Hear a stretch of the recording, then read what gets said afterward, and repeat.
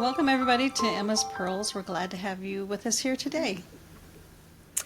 Today we have with us Roger Launius, who is a historian, and he's written several books. So I'm going to let him introduce himself, and I'd love for you to show us some of those books you've written. Okay, I will do that. I am Roger Launius.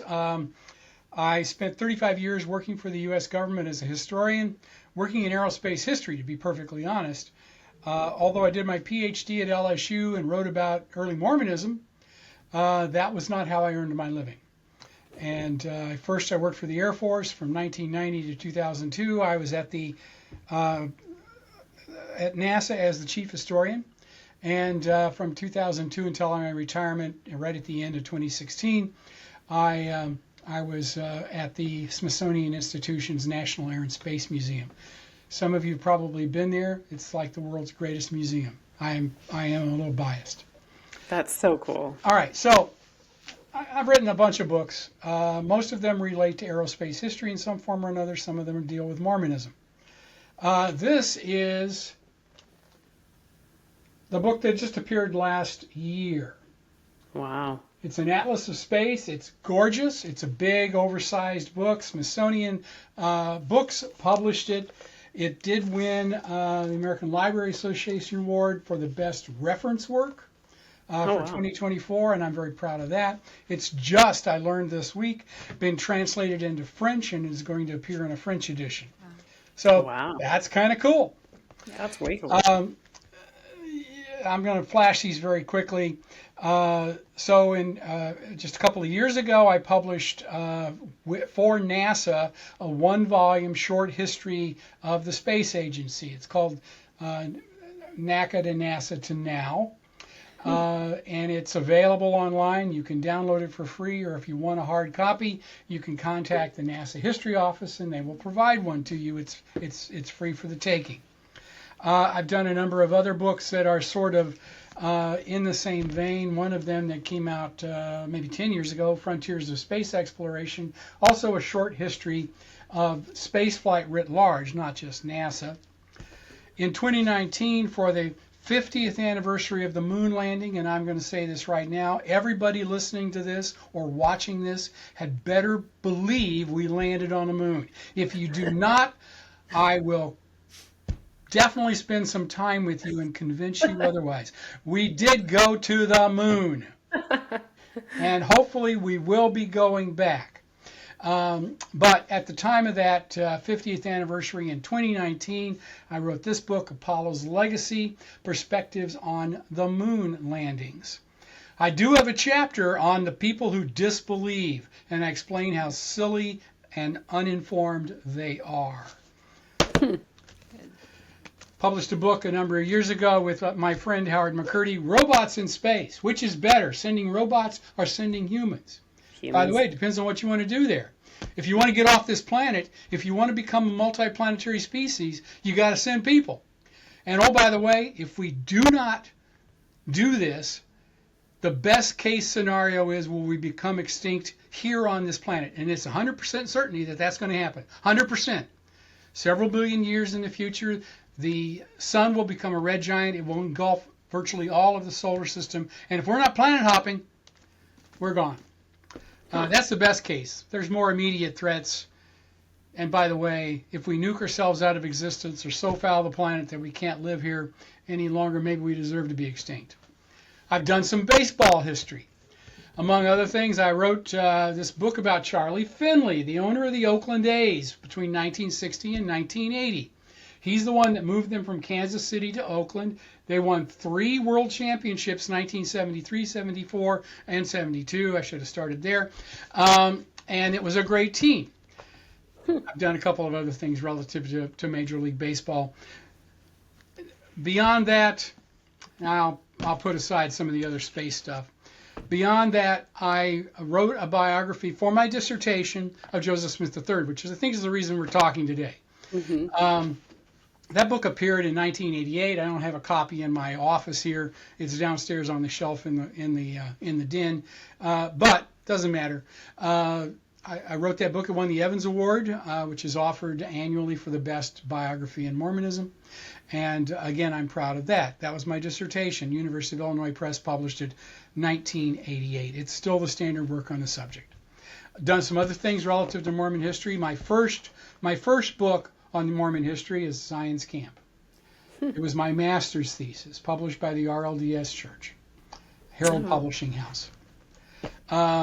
Another book that I actually co-edited and worked on, Missouri Folk Heroes of the 19th Century. I wrote an essay on Alexander Donovan. That name may be known to some people who understand Mormon history. Very significant figure in the history of Missouri. Was Joseph Smith's lawyer in the 1830s, and did what he could, and actually successfully preserved the lives of them when they were captured in Caldwell County in 1838 during the Mormon War there. My another book I co-edited was a John Whitmer history. John Whitmer was the first historian of the LDS Church. Did this book, Differing Visions, Dissenters in Mormon History. By the way, there's a bunch of them. And they go all the way from a guy like this, John Whitmer, who could not abide with what he was seeing in the 1830s, to much more recent people like Sonia Johnson. Just published an essay in this volume, and along with a bunch of other folks, I wrote one article in here, and it's about my work I did on African Americans in the RLDS Church. So that's me. So I would like to ask, what got you into writing? That's like a lot of books. Yeah, I didn't pull half of them off the shelf. This is just a stack of maybe 7 or 8. Oh, wow. No, I've written more than 30 books relative to aerospace history, and another 10 or so associated with Mormon history and baseball history and 19th century military history. I did a biography of Alexander Donovan. I showed you that little small paperback that I contributed an essay to about Donovan, but that turned into a full-blown biography later that the University of Missouri Press published. And Donovan didn't make his major reputation by working for the Mormons, although he did that. He made it as the commander of the 1st Missouri Mounted Volunteers during the Mexican-American War in 1846-48, and has a fascinating career there. Wow. Wow, that's awesome. I need to check some of those books out. So we would love to dive into Joseph Smith III. Could you tell us and kind of explain what happened after the martyrdom and how old Joseph was and kind of where his life went after Joseph's death? Joseph Smith III was born in 1832 in Kirtland, Ohio. By the way, he lived until 1914, so a long, healthy life. Most of that as the president of the Reorganized Church of Jesus Christ of Latter-day Saints. At the time of Joseph Smith's death in 1844, he was about 11 and a half years old. It's almost 12. And so he was still a child. He was the oldest of the Smith children. He had 2 other brothers that were alive at that particular point in time. Well, actually 3 other brothers, one who would die a little bit later on, and an adopted sister who was also alive at that point. But he was the oldest of all of them. So what he saw in Nauvoo, he saw through a child's eyes. But it did affect him pretty fundamentally, and it really troubled him, the military stance that the Mormons took in Nauvoo. And so the Nauvoo Legion, he talked about that repeatedly throughout his life as something that we do not want to get involved in. The open warfare between the state of Missouri in the 1830s, between the state of Illinois and the Mormons in the 1845-46 time frame, before the majority of the Mormons left the state. Not all of them by any stretch of the imagination. Don't think everybody crossed the Mississippi River and went to Utah. They did not.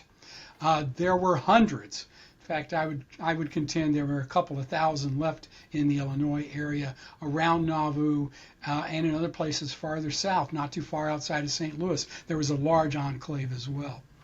So most of those people ended up becoming a part of the reorganized church a little bit later on, but it was not a done deal that everybody would follow Brigham Young to Utah, and they did not.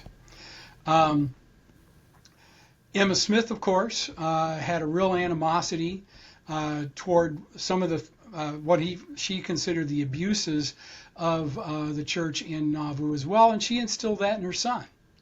No question about that. And he, I think legitimately so, opposed those particular actions throughout his life.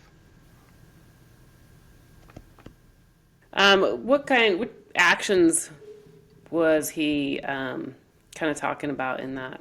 What animosities did they both first and foremost was the militarism, which he saw firsthand. The people around Nauvoo who were not a part of the church were absolutely terrified of the Nauvoo Legion. 5,000 men in arms, trained and equipped by the state of Missouri through the Quartermaster General, John C. Bennett, who became a Mormon convert, and, oh, by the way, very quickly ran afoul of the church leadership when he engaged in all kinds of crooked dealings, some of which were sexual peccadillos, but a whole bunch of which were business dealings. And this was, but he was a very good friend of the Mormons' 1840 to 42 time frame when he got ran out of Nauvoo. So that was one thing that disturbed Joseph Smith III greatly.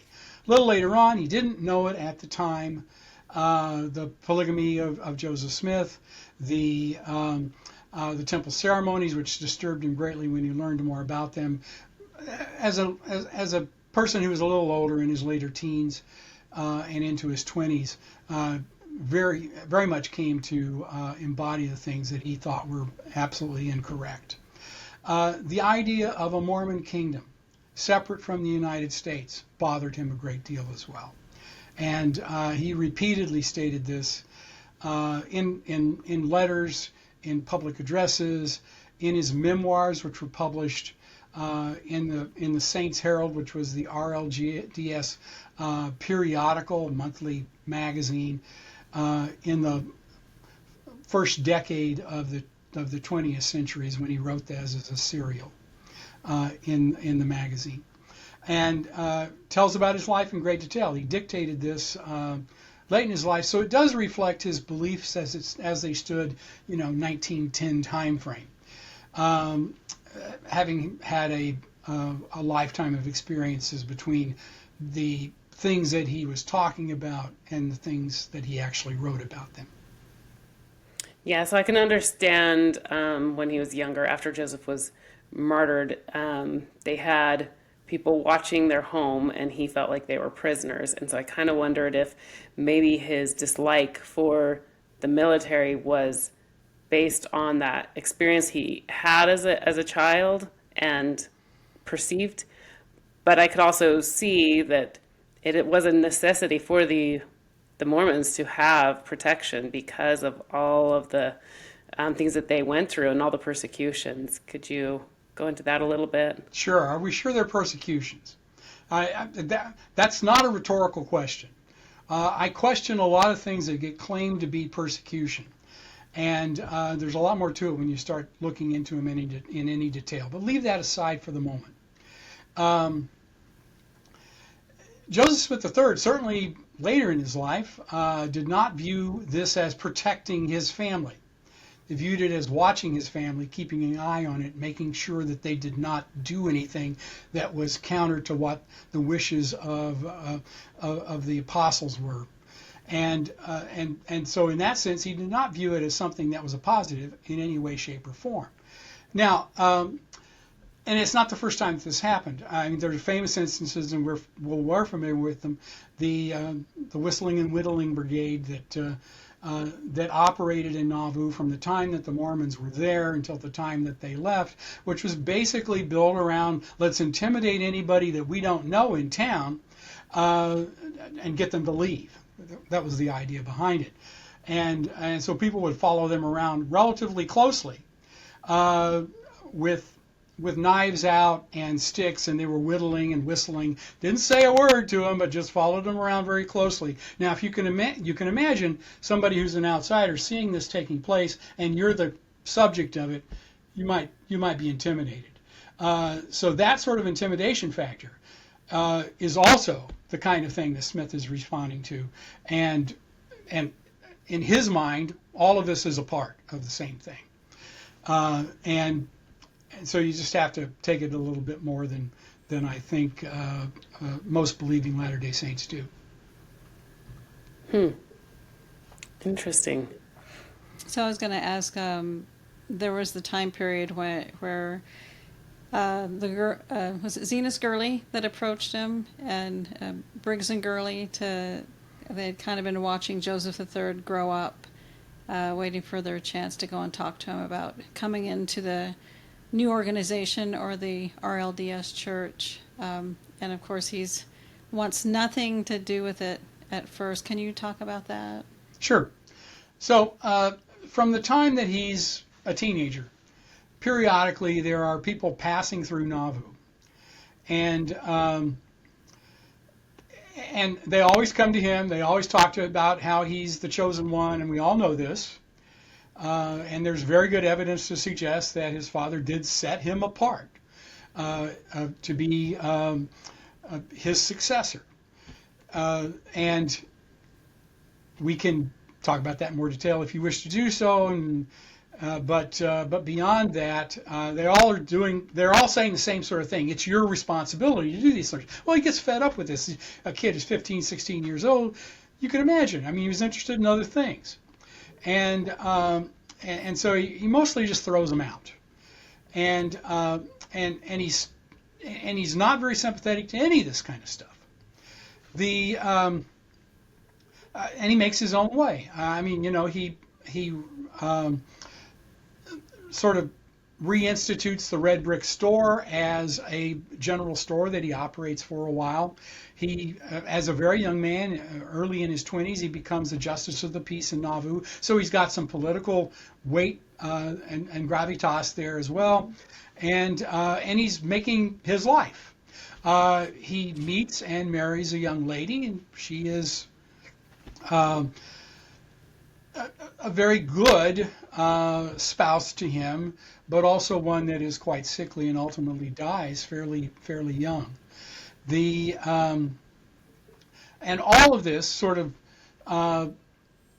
suggests that he's not moving in this direction at all. But that begins to change in the latter part of the 1850s. As a young man, by this time he's in his 20s. He's got a stable income. He does some farming. He runs the Red Brick Store. He's the Justice of the Peace, and so on. And he talks about some dreams he has, in which he is it's sort of suggested that he needs to take his place and fulfill his calling. And he doesn't quite know what that is. By this time, he knows that the Mormons in Utah have embraced polygamy, very publicly doing so, and there are many multiple married leaders in the Mormon Church, and they're all saying that his father did this. And by golly, he does not like that one little bit. That was not the father he knew. And now that's fine. That's not the father he knew. That was the reality of the situation in Nauvoo, but Joseph III didn't know about it. And quite frankly, a lot of other people didn't know about it, including people very high up in the church hierarchy, like William Marks, who was the stake president in Nauvoo, who ultimately becomes Joseph Smith III's counselor in the first presidency of the RLDS Church. And so that sort of secretive thing, viewed as illicit on the part of Smith and a whole bunch of others, associated with the reorganized church. Whether or not Joseph Smith Jr. had been engaged in it was irrelevant to many of them, and some of them were willing to accept he might have been doing it. And if he did, he might be a fallen prophet. Or at the very least, he was engaged in activities that was inappropriate. In Joseph Smith III's mind, his father could not have done this because he was a good man. And that's, he's looking through a boy's eyes. There's no doubt about that. Emma, of course, is dead set against this sort of thing too. So whatever's said about it is very negative in the household that he grew up in. So all of that suggests that Mormonism is not the direction that he's going to go. Not Utah Mormonism anyway. When he is contacted by the RLDS, and it was not just Zenas Gurley or Jason Briggs or the two of them together, it was multiples of people over several months, if not a couple of years, who were talking to him about this. And each time he would be a little more inviting and a little more interested in having a discussion with them about this, until finally he decides in the fall of 1859 that he's going to take action. And so he goes to the General Conference of the Reorganized Church in Amboy, Illinois, on April 6th of 1860, accompanied by his mother. And so Emma goes, and they both affiliate with the Reorganized Church at that point, on the strength of their original baptism. That's very important.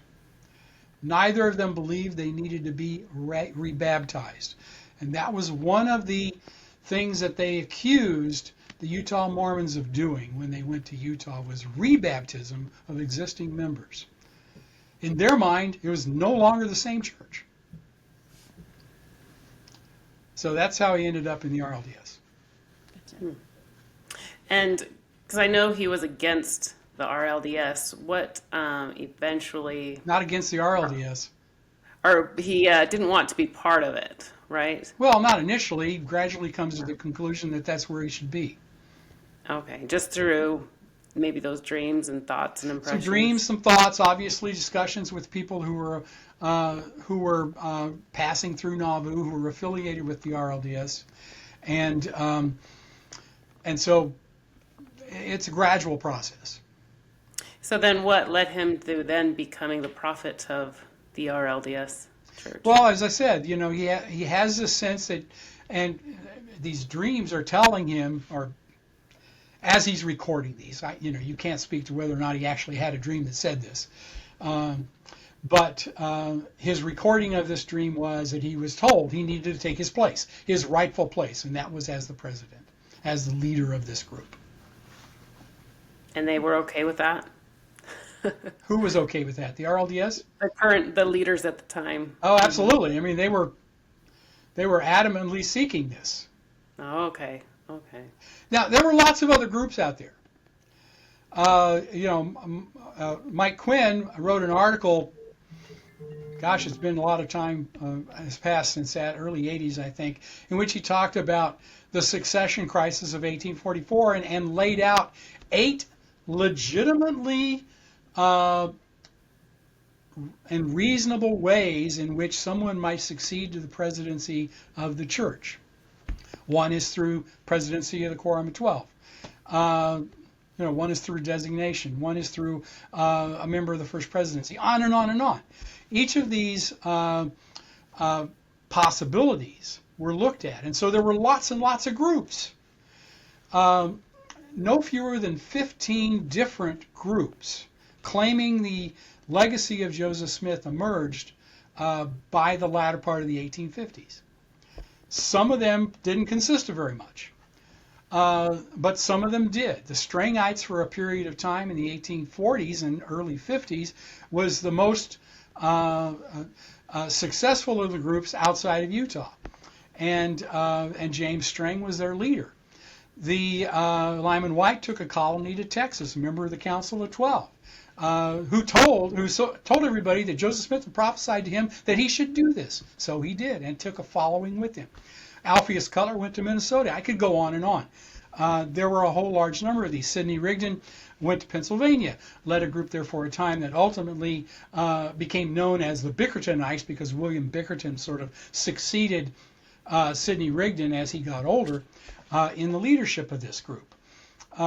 So there's lots of groups out there. They're all saying the same thing to Joseph Smith III. Wow.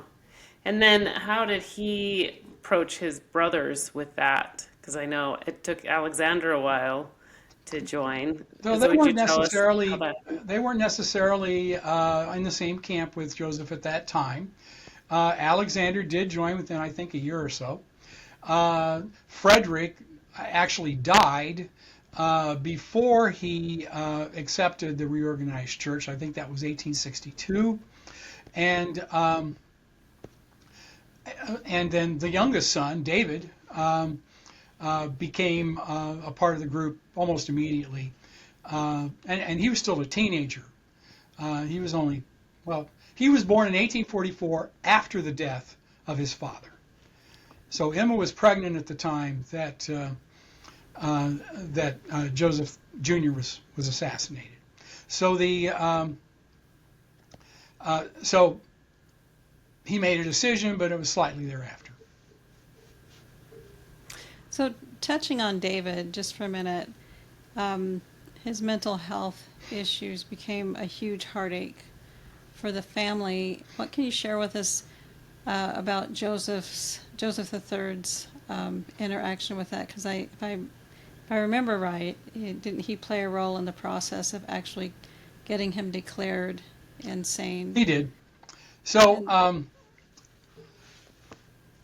so David, I mean, he's a fascinating character, and there's a biography of him that's quite good that one can read if they wish to do so.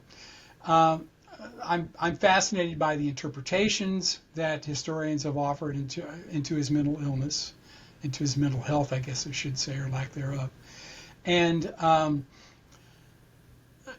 Paul Edwards, who was one of my professors at Graceland College, and was himself in the lineage of Joseph Smith, said basically David was crazy because he was a Smith. And I find that a fascinating diagnosis by a guy who's not associated with mental health at all, except it sounds very autobiographical in some ways to me. My friend Mark McKiernan wrote an article about David Smith in which he says, it wasn't mental illness, he was hypoglycemic. And so when he had low blood sugar, he just went off in all kinds of directions. And that led to his episodes of really horrendous behavior. Well, McKiernan was also hypoglycemic, so talk about autobiographical. So what was the case? I don't know. Joseph III believed that when David went to Utah as a missionary, I believe it was 1866, something like that, something happened to him there. He even said maybe he was poisoned. There's no evidence to support that, but that was a surmise on that particular point. But he got quite bad after that trip. How old was David at that during David that was trip? in his early 20s. Okay. And it was desperate for Joseph. I mean, he was living in Joseph's house, and from 1866 on, Joseph III was in Plano, Illinois, which is where he was living. That's where the church headquarters were at that point. And David was ill and living in their house. And he had good days and he had bad days, and it's not an uncommon thing for people who've dealt with friends or relatives, loved ones who have mental health issues. It's often the case. And so he saw all of this, and he was convinced that he could take care of David and keep him at home and still let him have a good and productive and wholesome and happy life. And that changed when David grabbed a butcher knife one day and chased Joseph III's wife around the house. And he had to be physically subdued. Oh, wow. Now that was a desperate sort of thing, and that was not the first instance in which there was some violence. First time it was deadly like that, but that really suggested to Joseph, I've got to do something more. I'm not sure we can take care of him. They tried for a while. He continued to get worse. Ultimately, he felt the only option was to put him in the care of professionals at the Elgin mental institution, which was at the time one of the top ones in the country and certainly the best in the state of Illinois. And David lived there the rest of his life until he finally died. I think it was 1904. And Joseph visited him regularly. They brought him back periodically from the institution to spend time with family and friends. But he was never in a situation where he felt he could be out on his own or in the care of non-professionals. That was a hard decision for him. I mean, he really worried over that a great deal, and finally decided there's just no way he's going to hurt somebody seriously, and we just can't allow that. So that's what happened there. And David was a firm supporter of Joseph. I mean, you may know the stories about efforts inside the RLDS Church early in the 1860s to replace Joseph with David. David, the child of promise. David, the sweet singer of Israel, as he was sometimes called. David, who painted very interesting, primitive sort of art in which he's always in the image as a little boy wearing a broad-brimmed hat. Lots of pictures of Nauvoo, and you'll see that little boy in them. Usually with an older woman, that would be his mother Emma. And those images are, I think, striking in a whole lot of ways and say a lot about David and his sensitivities. Wrote poetry that was published as the first non-scriptural work by the reorganized church, Hesperus in 1880, which is a collection of his poetry, and it is beautiful poetry. Some of it had appeared earlier in the Saints Herald and the RLDS magazine. My personal favorite is one that I used in my biography of him, where the title of it is Words to Those, I think it's Words, to Those Who Look to Me to Be the Prophet. And it says, Joseph is the chosen prophet, well ordained in God's clear sight. Should he lose by his transgression, Alexander has the right. Joseph's star is full and shining, Alexander's more in mine. Bide its time, and mine will shine. But, and it goes on, there's multiple verses. I can't recite them all off the top of my head. It's been years since I've looked at this stuff. And but he's set to rest any rebellion inside the RLDS church, and it did exist among some people who said, well, Joseph's okay, but he's just not very exciting, and indeed he wasn't. Joseph Smith Jr. was the charismatic leader. Joseph Smith III, and I would contend on the Utah Mormon side, Brigham Young in the same category, was the leader who made the trains run. Joseph Jr., the founder, is all over the place. He's got new revelations, he's got this, he's got that. Some of the stuff is in my mind, quite frankly, nutty. And you can interpret it however you wish. But it was certainly unorthodox and unusual and hard for some people to accept. In fact, some never did. In fact, not an insubstantial number never did. And that was never the case for Joseph III, who always thought in the context of continuity and long-term planning. And whatever changes he saw the church moving toward that he thought were important, he would vector in that direction, but he would never push people too hard. And over and over and over again, he tried to sort of keep order and take the long view on things. My one story I will tell about. By the way, I can do this all day. You guys need to stop. I'll keep going. This is it. No. This is It good. was great. One area that I like to talk about is Joseph III's relationship to race relations in the United States. Now, Mormonism had a priesthood ban against African Americans. There were some exceptions to that early on. Maybe you know that history, but it was an ironclad ban certainly by the 1860s and into the 1870s. The RLDS never had that, never ever. And one of his first revelations at the height. And by the way, Joseph Smith III was an abolitionist. He believed slavery was wrong. At the time of the Fugitive Slave Act in 1850. Which basically said that if a slave comes into free territory, it is your responsibility as someone who resides in that territory to return them to their masters. Well, he was living in Nauvoo. Nauvoo's on the Mississippi River. Missouri's across the river, not very far away.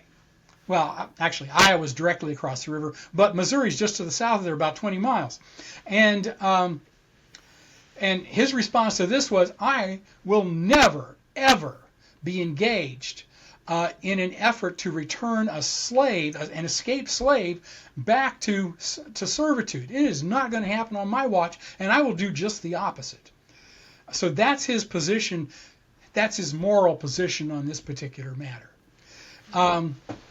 So in the context of the Civil War, we have Lincoln. By the way, he was a fundamental Lincoln man on this as well. He became a Lincoln supporter during the Lincoln-Douglas debates in 1858 when he saw Lincoln speak at Carthage, Illinois, the county courthouse there in Hancock County, Illinois, and during the war, he's a prompt supporter of Lincoln and his objectives to preserve the Union. And when Lincoln announces the Emancipation Proclamation, Joseph Smith III says, absolutely, that's the right thing to do, and we're going to do that. And at that point, there's a lot of discussion inside the RLDS Church. What do we do about freed slaves becoming members of the reorganized church? And his response was, all are welcome into God's house. We're not going to discriminate on this particular matter. But it became a practical problem as soon as you have African Americans join the church, and that happened 1865, 66, 67 timeframe. And what is their status? Are they full members with all the rights and privileges? Do they worship in the same congregations with white members? Do they have separate congregations of their own? And that particular issue becomes one that he has to wrestle with. Now, there's not large numbers of church members, but in certain parts of the country, there is concentrations of 100, 200 here or there. In the Detroit, Michigan area very early on, there's a concentration, a fairly large group. There was a missionary in Alabama in the late 1860s, early 1870s who converted a large number of African Americans.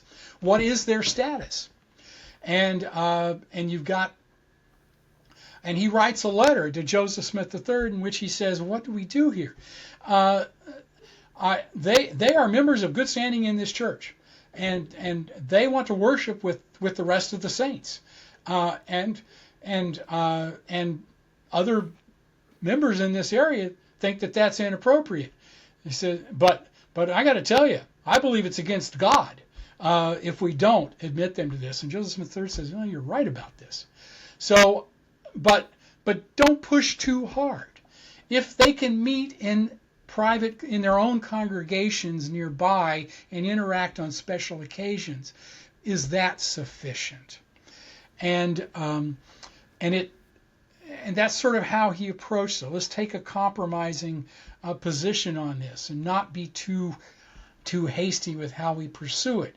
Now, I would have liked to have seen him as a man of my time and place. I would have preferred to seen him say, no, we're going to integrate into this nonsense.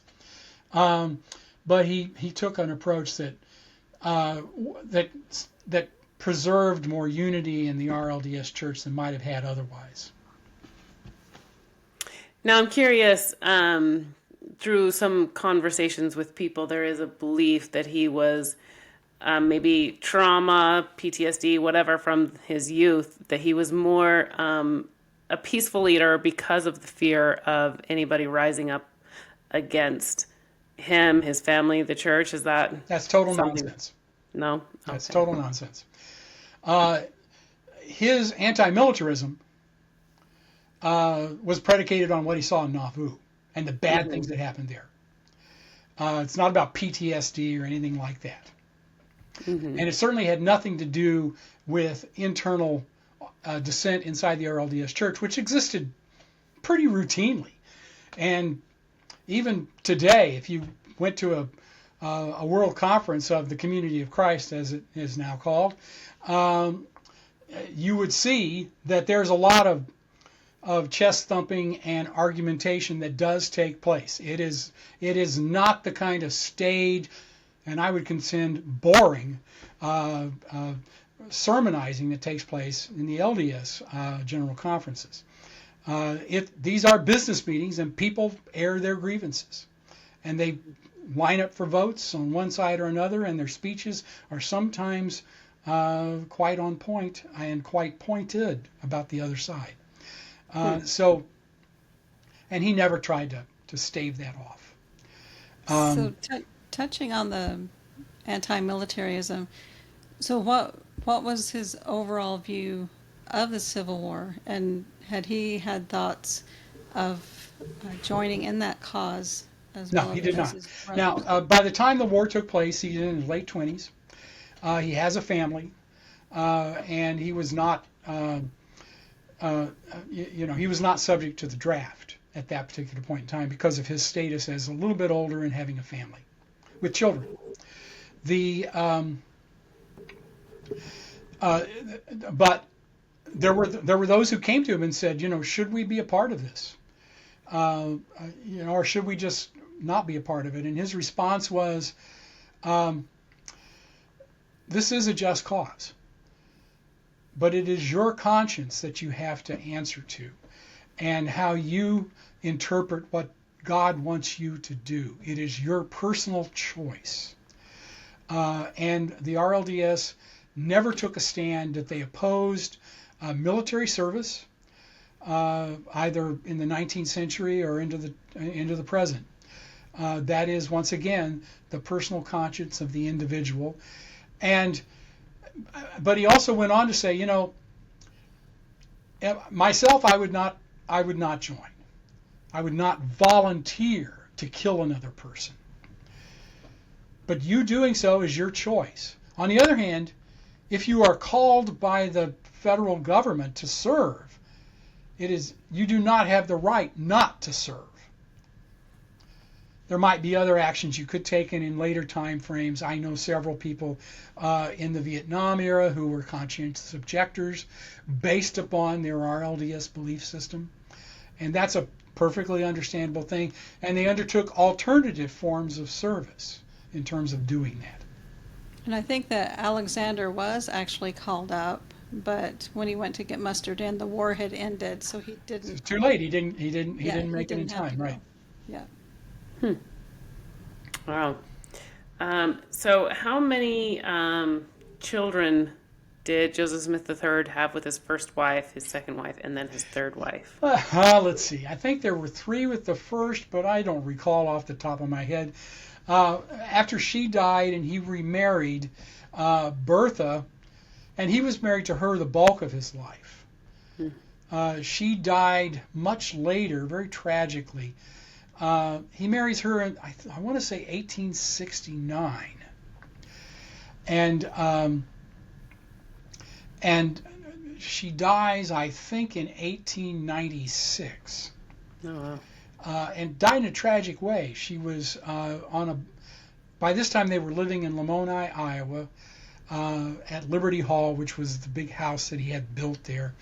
And she was in a buggy going somewhere or just returning from somewhere, and the horse was frightened and it reared up and it threw her out of the buggy onto a load of bricks, and she hit her head and she never regained consciousness. Oh, wow. And then he married a third time, I want to say 5 years later, something like that.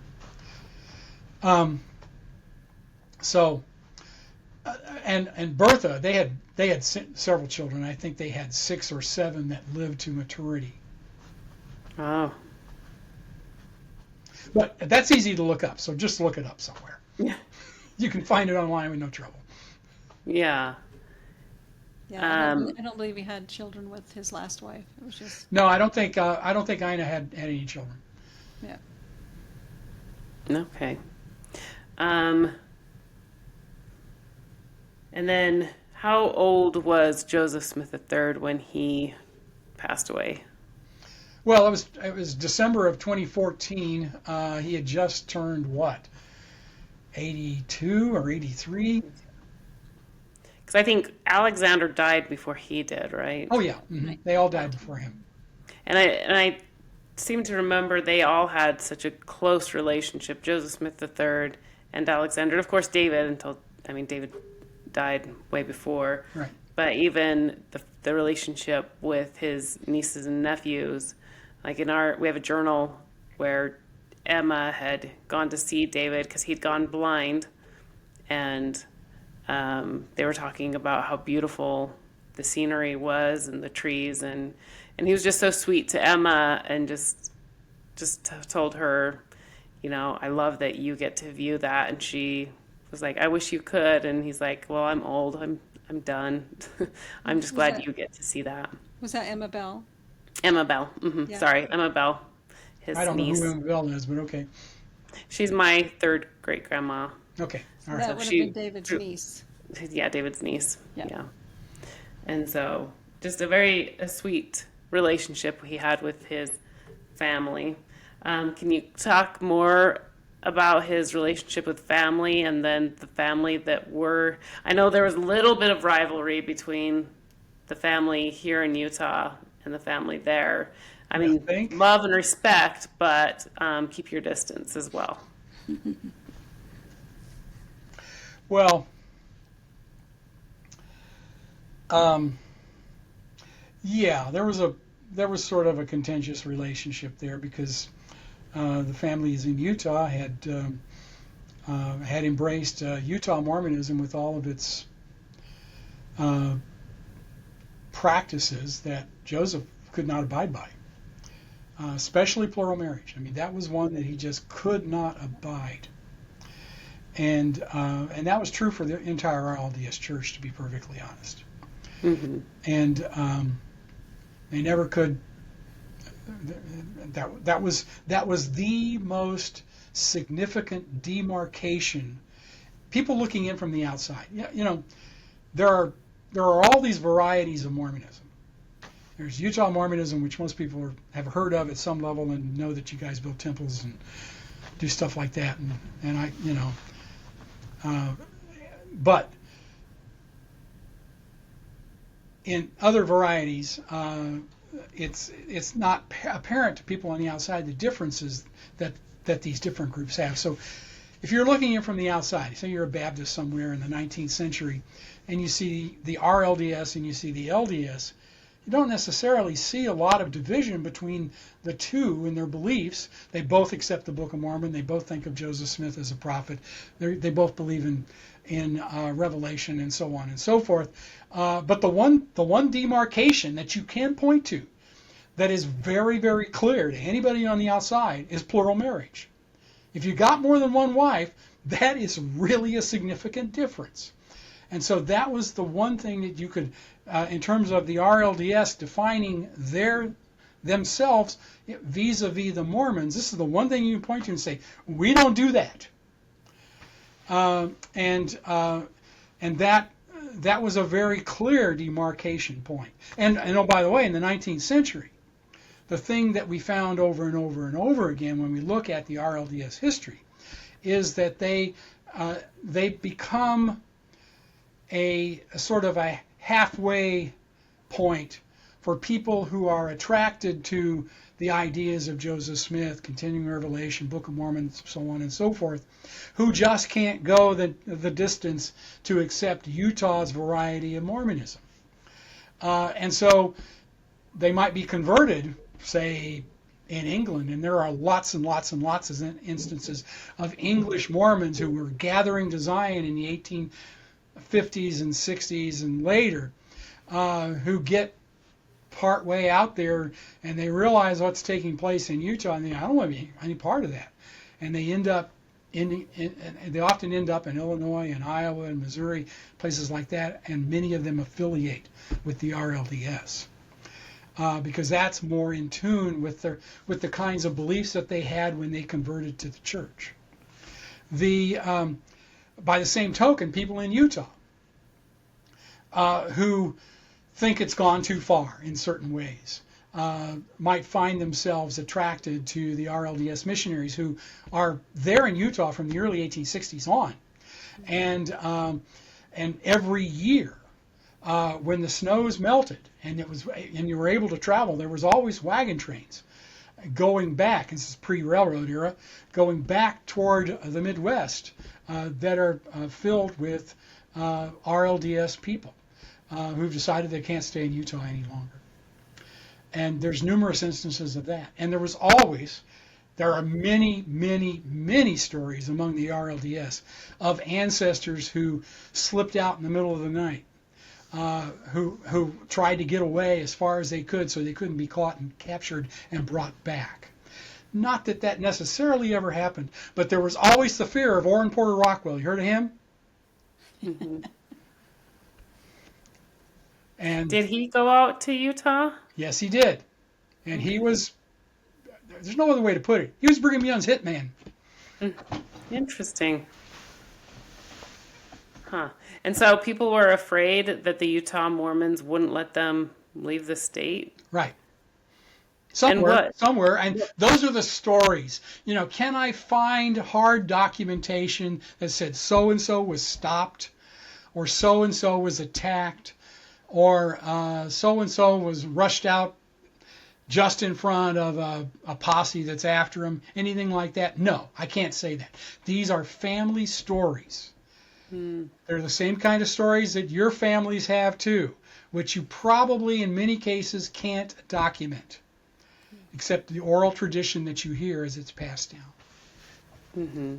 I do know, because my mother's ancestors came to Utah, but they were not well educated, and they heard the prophet wanted to do something to their sons, and I don't remember the word, but they took it meaning something else, to harm them, and so they ran off. But that wasn't the reality. They just didn't understand that Brigham Young wanted to just talk to them, and so it was just kind of an interesting thing that led their family down a totally different road, and they moved off, I believe, to Nevada, but just because they were not educated.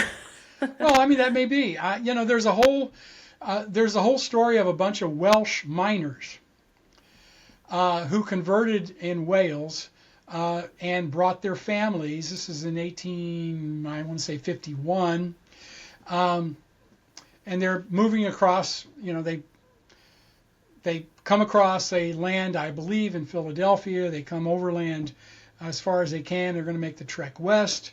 They hear from other people what's going on out there. A couple of them decide to not do it. I'm just going to stay, and they end up in just outside of St. Louis in Illinois, where there is a huge coal mining operation, and they fit right in there.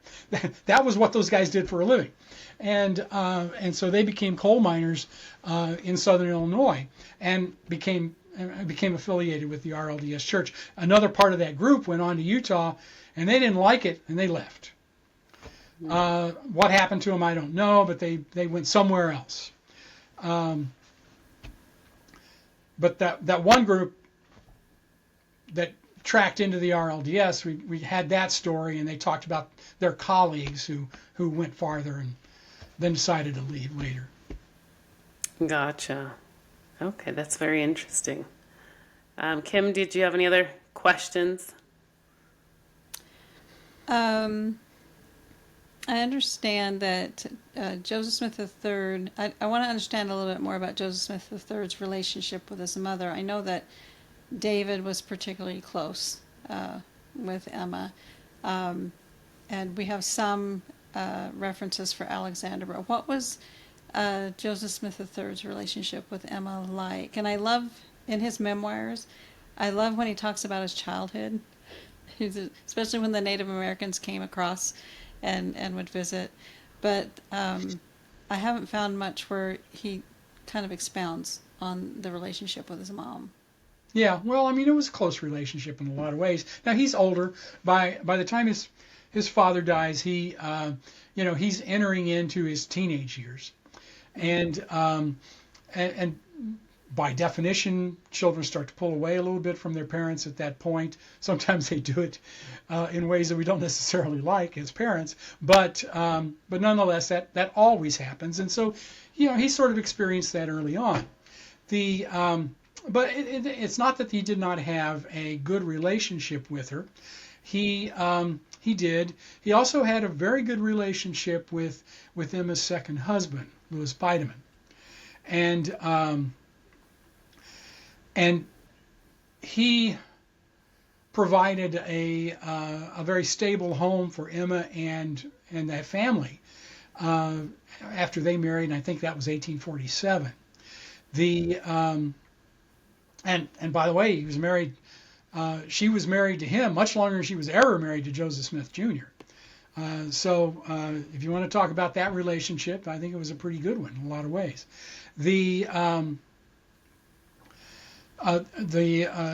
But in terms of Joseph's relationship, I mean, she's a part of the RLDS in the same way. She attends that first conference with her son and affiliates at the same time.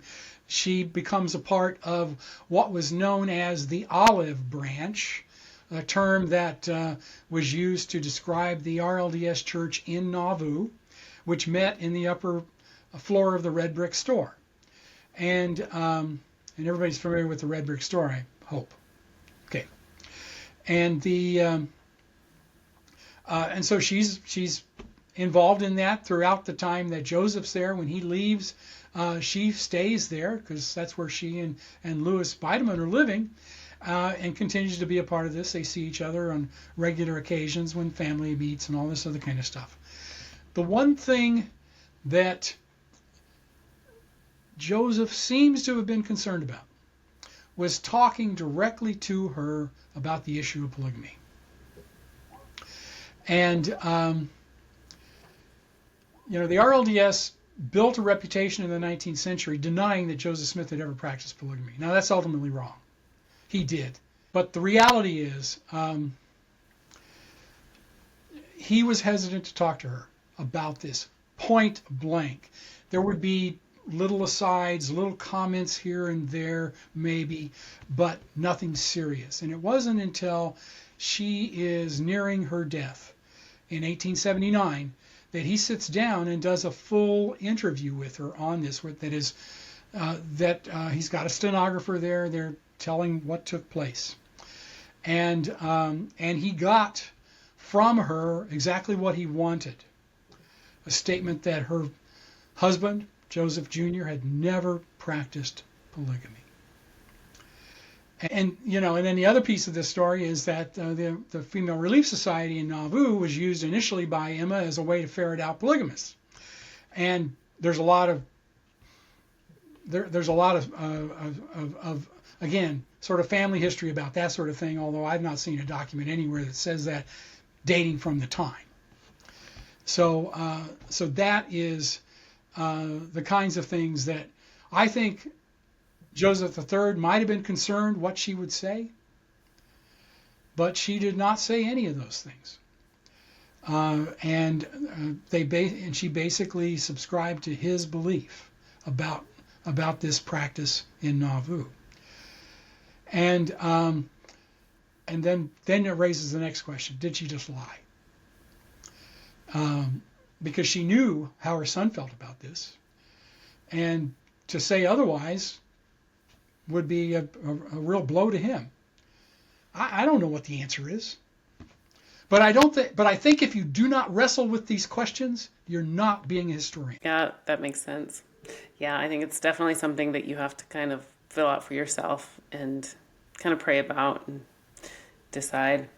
Any other questions, Kim? No, this has been great. Thank you, Roger, so much for talking to us today. Have fun.